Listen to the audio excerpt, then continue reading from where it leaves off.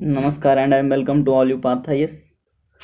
तो मेरे प्यारे डियर स्टूडेंट्स एंड व्यूअर्स, जैसा कि हम लोग देख रहे थे एनसीईआरटी सीरीज, उसी दरमियान आज हम एनसीईआरटी का तीसरा टॉपिक है, क्लास 7th का है हिट, जिसको हम अच्छे तरह से पढ़ेंगे और इससे आने वाले क्वेश्चन, जितना भी एग्जामिनेशन में क्वेश्चन आया है और आने वाला क्वेश्चन है, उस सभी को हम डिस्कस करेंगे। तो चलिए now we start the video. देखिए, हीट यानी इसको हिंदी में उष्मा बोलते हैं। तो हीट उष्मा क्या है, आप एक छोटा सा एग्जांपल से समझिए कि एक आइसक्रीम होता है और एक चाय होता है, ये दोनों में क्या अंतर है? तो दोनों में उष्मा का अंतर है, एक में उष्मा कम है और एक में उष्मा ज़्यादा है। तो इसी को हम आज पढ़ेंगे।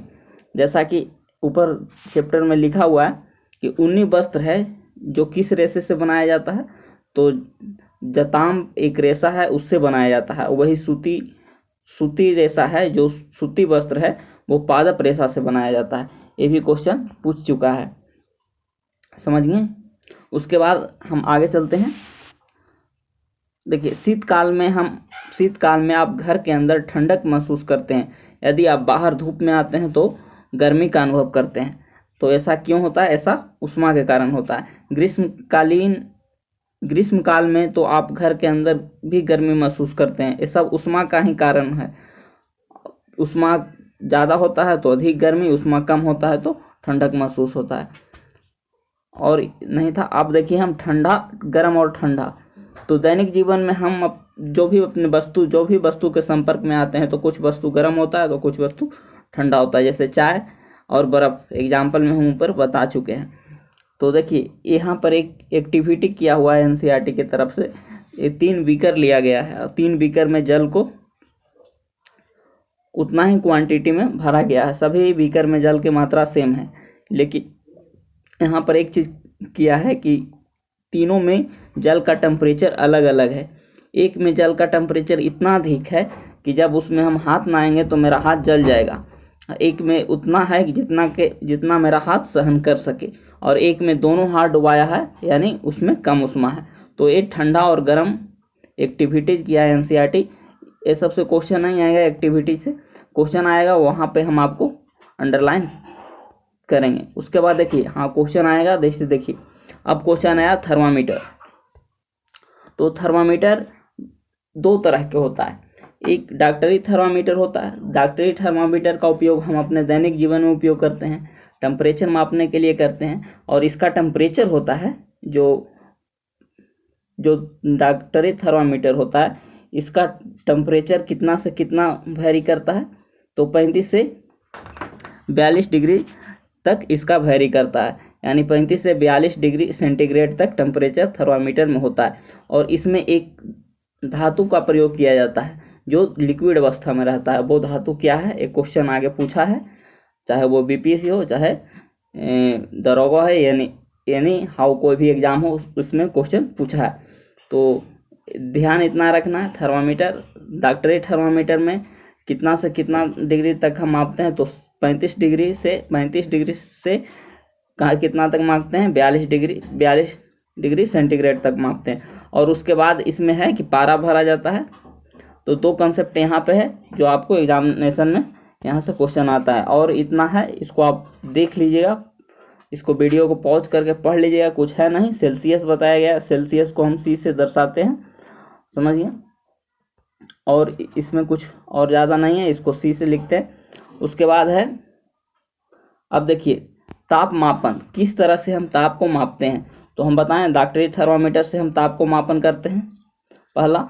और डॉक्टरी थर्मामीटर में 35 सेंटीग्रेड से 42 सेंटीग्रेड तक ही ताप को हम मापते हैं।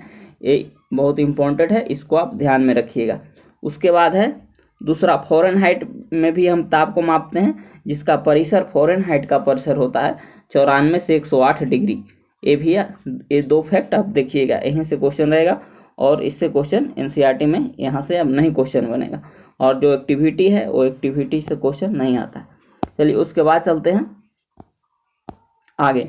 अब देखिए, यहाँ पे है जो कुछ फैक्ट है, ये आपको एग्जामिनेशन में नहीं आएगा, लेकिन दैनिक जीवन में जानना आवश्यक हो जाता है। जैसे डॉक्टरी थर्मामीटर पढ़ने के लिए आवश्यक सावधानियाँ। तो इसको में है कि देखिए, इसका उपयोग करने के पश्चात इसको हमको अच्छी तरह से धोना चाहिए, एंटीसेप्टिक घोल में इसको धोना चाहिए, और इसको जो पारा है उसको 35 डिग्री से नीचे गिरा देना चाहिए, तब किसी जो जिसको हम टेम्परेचर मापते हैं उसके बॉडी में लगाना चाहिए। यही सब यहाँ पर बताया है, और इसका उपयोग कैसे करेंगे, जे कैसे पकड़ेंगे, वो यहाँ पे आप फिगर के माध्यम से समझ रहे होंगे। और देखिए, यहाँ पे एक चीज़ और है जो आपको एग्जामिनेशन में आएगा। मानव शरीर का समान ताप 37 डिग्री सेंटीग्रेड है। ध्यान दीजिए कि ताप को इसके मात्रक के साथ व्यक्त किया जाता है। जो हमेशा ताप होता है वो अपने मात्रक के साथ आता है, चाहे फॉरेन में आए चाहे डिग्री सेंटीग्रेड में आए, समझिए। उसके बाद चलते हैं आगे।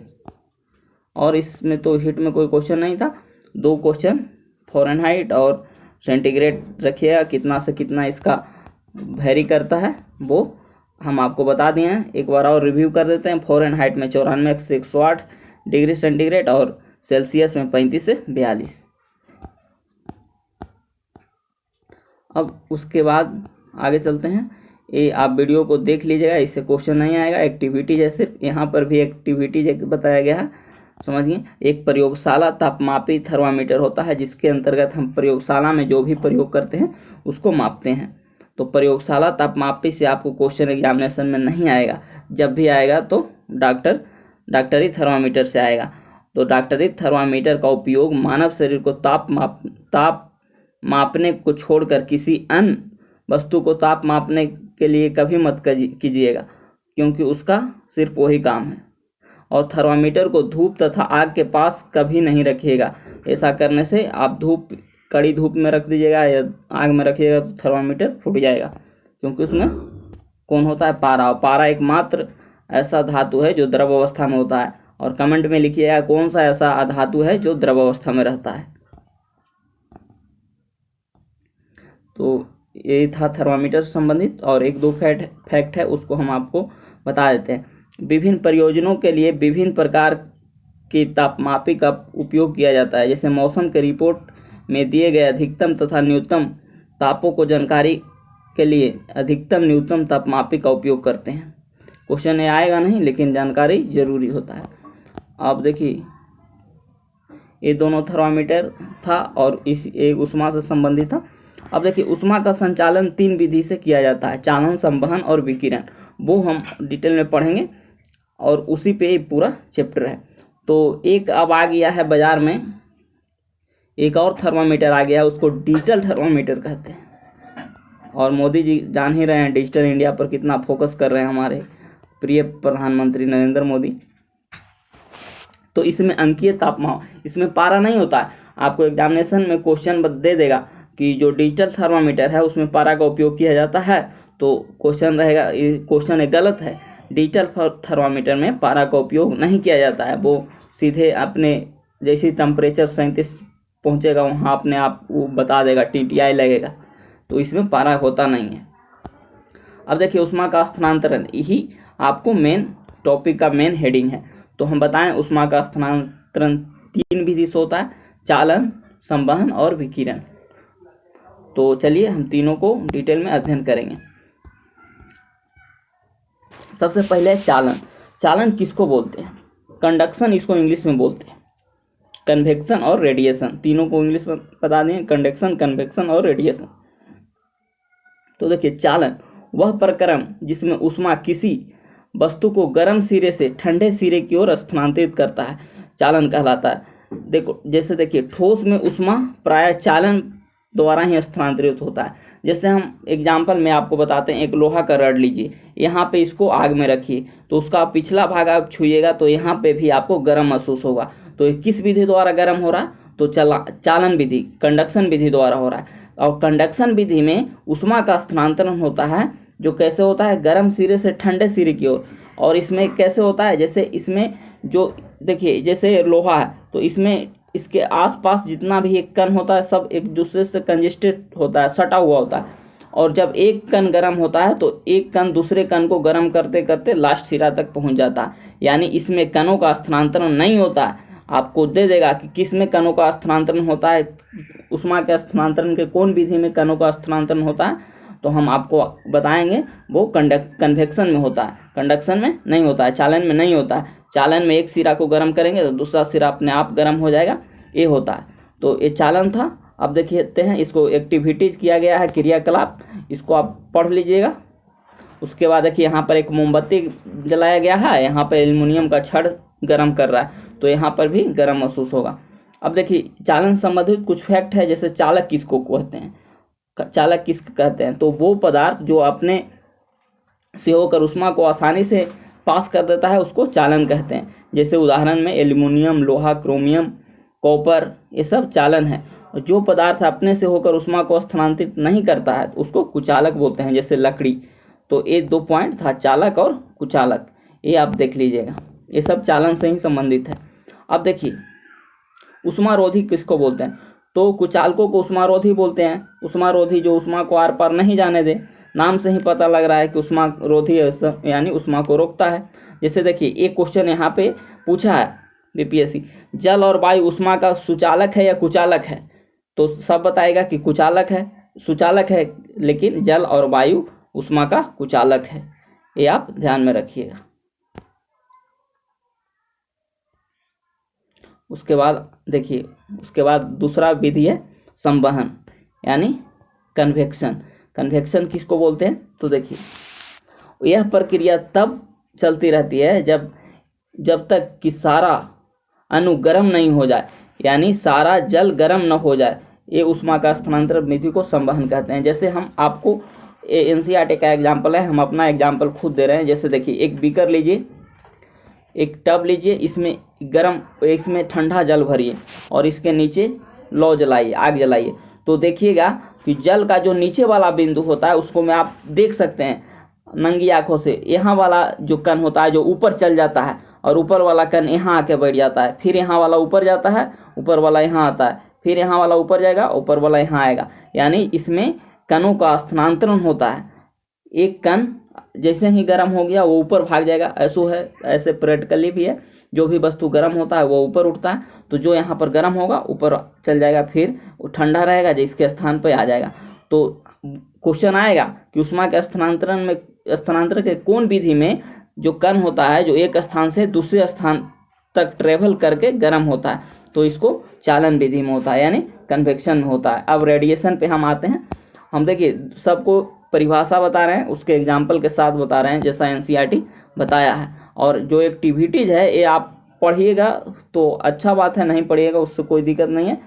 एक्टिविटीज़ में वही है बताया है जो हम बता रहे हैं।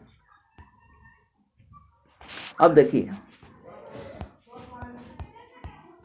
अब है रेडिएशन।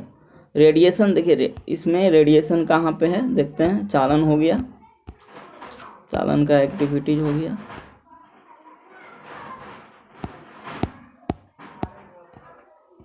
देखिए रेडिएशन कहूँ भी हो लेकिन हम आपको समझा देते हैं यहाँ पे। जैसे देखिए रेडिएशन यानी विकिरण उस विधि को कहते हैं जिसको गर्म होने के लिए कोई माध्यम की आवश्यकता नहीं हो। जैसे सूर्य के प्रकाश पृथ्वी पर आता है तो एयर किस विकिरण विधि से आता है, और इसका एग्जाम्पल ही है। एग्जाम्पल में बार बार आपको यही क्वेश्चन पूछेगा कि सूर्य का प्रकाश पृथ्वी पर आता है जिससे कोई वस्तु गर्म होता है, तो ये किन विधि द्वारा होता है, तो विकिरण विधि द्वारा होता है। इसमें कोई माध्यम की आवश्यकता नहीं होता है, समझ गए। अब देखिए जहाँ से क्वेश्चन आता है वही हम आपको लेके चलते हैं। देखिए जो फिगर है वो बहुत इंपॉर्टेंट फिगर है, समुद्री समीर और थल समीर, यहाँ से क्वेश्चन आपको मिलेगा। जैसे देखिए समुद्री समीर होता है, जैसे देखिए इसमें ठंडा वायु है, ठंड जो हम बता रहे हैं समुद्री समीर और थल समीर ये दोनों ही चालन के तीनों विधियां ही पर निर्भर करता है। जैसे देखिए ठंडा जल गर्म होकर यहाँ पहुँच रहा है और गर्म जल इसके स्थान पे आ रहा है, तो ये चालन विधि इसमें हो रहा है। उसको उसी तरह इसको भी बताया है, गर्म जल यहाँ जा रहा है और ठंडा जल यहाँ से फिर यहाँ आ रहा है, समझिए। ये स्थलीय समीर का एग्जाम्पल है और ये समुद्री समीर का एग्जाम्पल है। ये दोनों एग्जाम्पल देख लीजिएगा, इससे आपको क्वेश्चन रहेगा।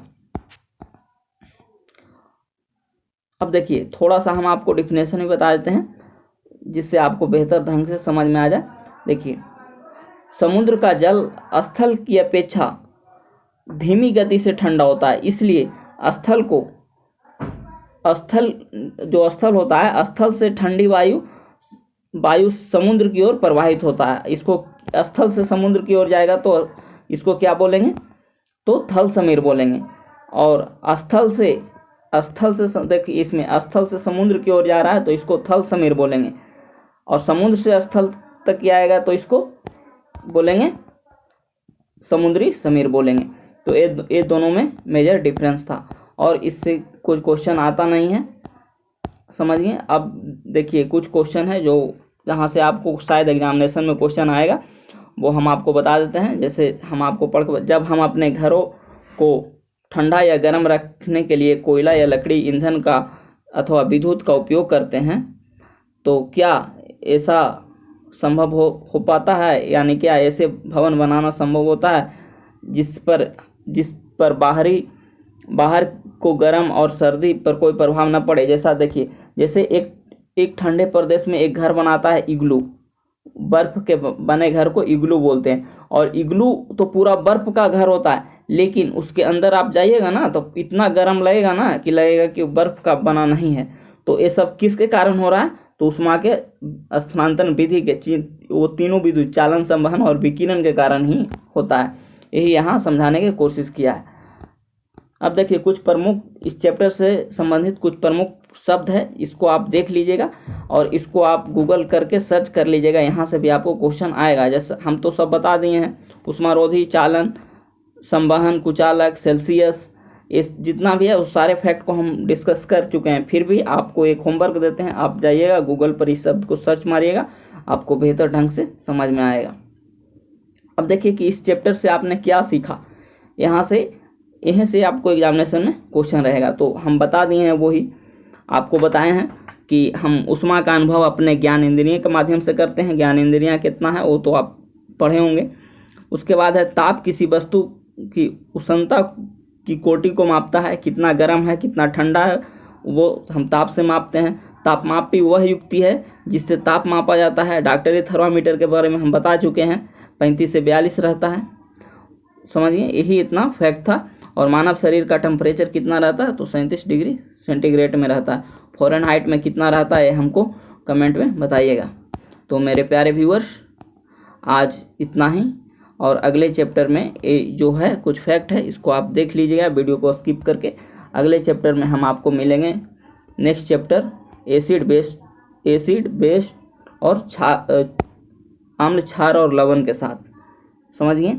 तो आज इतना ही, और जो अभ्यास प्रश्न है वो इसको भी आप देख लीजिएगा, हम सब बता दिए हैं और वहीं से क्वेश्चन रहेगा जो पढ़े हैं। जैसे देखिए, मानव शरीर का टेम्परेचर कितना होता है, थल समीर बहने का समय, और गहरे, देखिए जब हम हल्के रंग के वस्त्र कब पहनते हैं, तो सर्दी में पहनते हैं कि गर्मी में पहनते हैं। छोटा छोटा क्वेश्चन है जो आपको बन जाएगा, और ज़्यादा क्वेश्चन नहीं है, समझिए। तो नेक्स्ट चैप्टर में हम मिलेंगे एसिड, बेस और साल्ट के साथ।